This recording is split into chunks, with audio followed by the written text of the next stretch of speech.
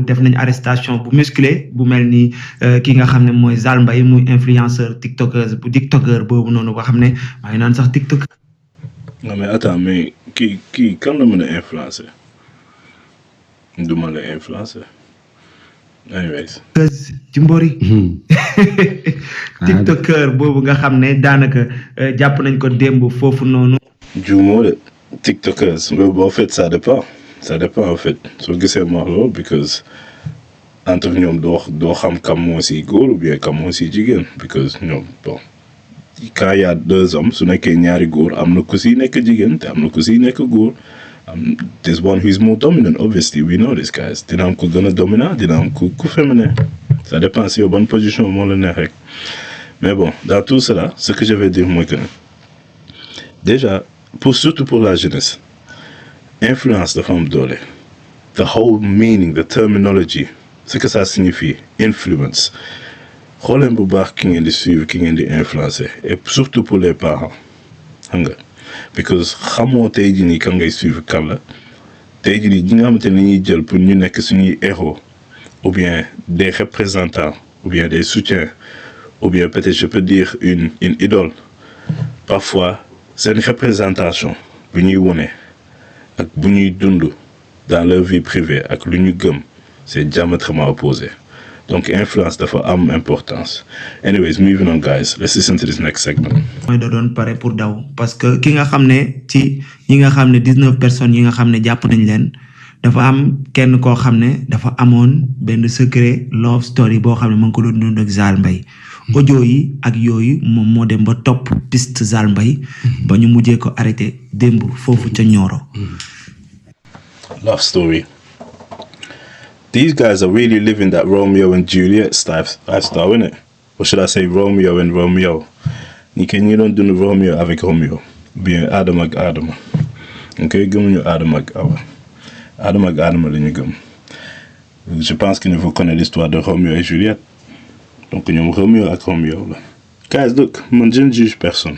Mais man, ce qui est un peu gênant ci histoire bi lu ma xaw a gêné mooy parce que lii mënuma énervé je pense que ne nit yi ñoo war a calmer wu parce que lii warul bett kenn mais ce qui me gêne dans tout cela mooy double facette bi yéen a ngi toog et vous am na benn personnage bu ngeen di wan nit yi te par contre c'était faux donc pour ñi nga xamante ne ils se sentent énervé ou bien ceci cela amoo leen kenn ko leen di blâmer lu blâmer seen bopp parce que Sénégal dañu gaaw a suivre nit si yenn yi te aussi tamit man pour leur donner les raisons de tout je peux dire que ne dëkk bu ñu nekk Sénégal c'est un pays boo xamante ne zéro tolérance zéro tolérance pour l'homosexualité parce que c'est un pays islamique donc c'est parfaitement normal dañuy nëbbatu bëgguñu woon feeñ mais man dans tout cela de loolu c'est le problème de sida le problème de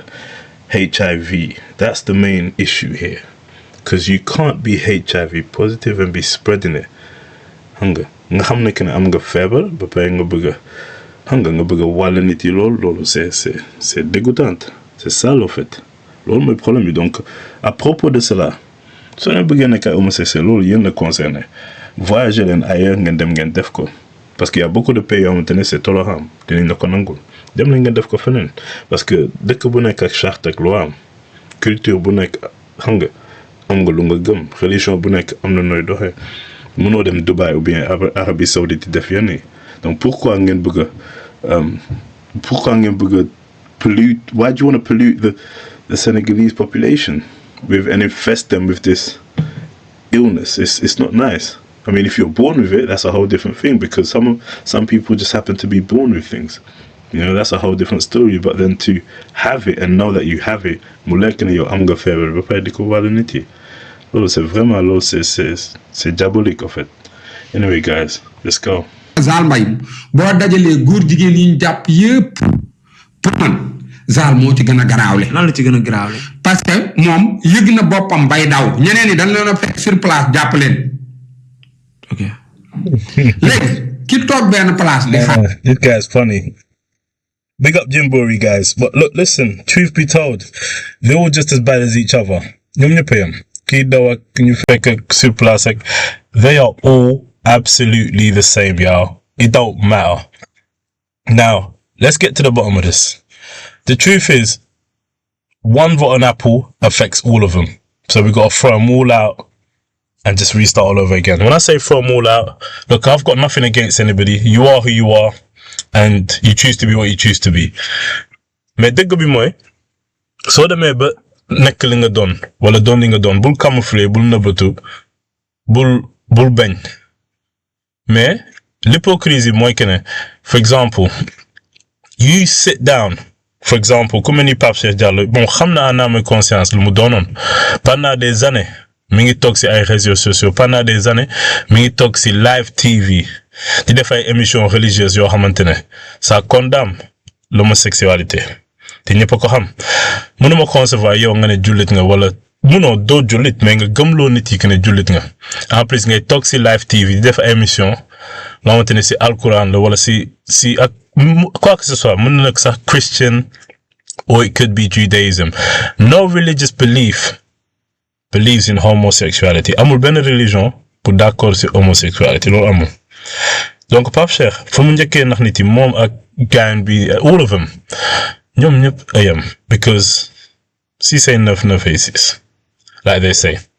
So all the monotheistic religions mooy religion yi nga xamante ne dañu gëm yàlla am ay yonanti.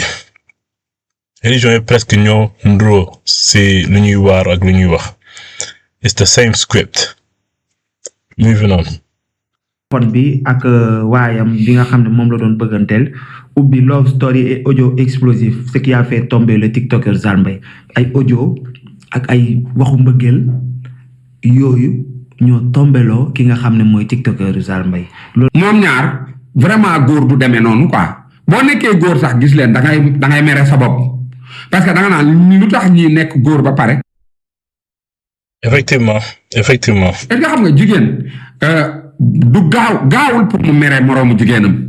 déedéet mais góor moo gën a gaaw ci mere moroomu góoram.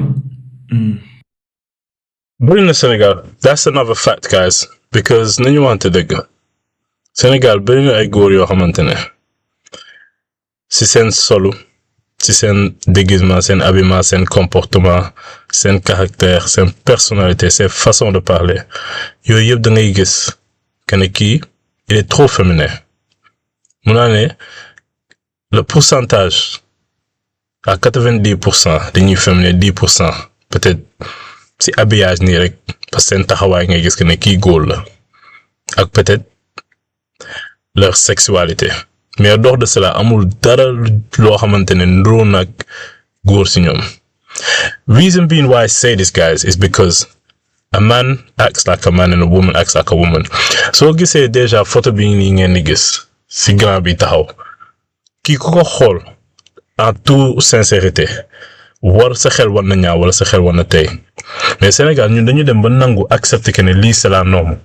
yéen da ngay gis ay boy yu bëri ou bien ay góor yu bëri sax laay wax nga gis ñu solo nii wala ñuy comporter nii nga ne non duñu ay góor jigéen mais le fait que ne ñu ngi commencé tàmm loolu noonu di déguiser wu noonu di wane loolu noonu moo tax pour ñu gëm loolu day yomb donc yow soo defee yëfu góor dina ko mës a wax te pour dire vrai am na góor yu bëri wante ne ils sont pas des homosexuels peut-être fashion and the way they vibe, the way they act just seems to be feminine. te loolu tamit dañ koy comprendre xam nga mais loolu day ubbi benn bunt.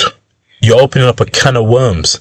yaa ngi ubbi bunt boo xamante ne you are une probabilité boo xamante ne pour ñu dëkk la foofu day yomb trop parce que tey jii nii man su fekkee man dama gis góor romb ma gis si ay sol na mu téye saagu jigéen mu solu jigéen. Normalement, c'est logique. Psychologiquement, je vais me dire que qui soit ça ne va pas, wala góor jigéen wala de xel noonu lay doxee. Donc, il y avait des signes dès au début. Mais léegi, la monde est confondu. Mondialement, ñëpp a jaxasoo.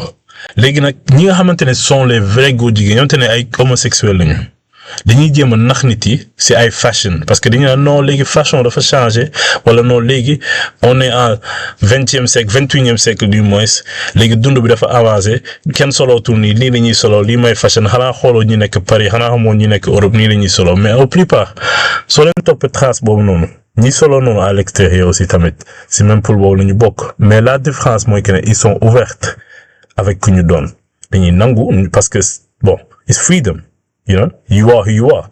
Mais la différence c'est que le Sénégal, dañuy camoufler loolu noonu, di la jéem a gëmloo soit les célèbres wala les gens qui sont sur le média, dañ lay gëmloo que ne non lii fashion la ah yéen da ngeen tardé léegi nii la ñuy kenn solotul lii la ñuy sol léegi jamono dafa changé non non that's false. Góor soo demee ba def yëfu jigéen yaa une raison au plupart du ma wax ñëpp nag mais yaa une raison anyway guys.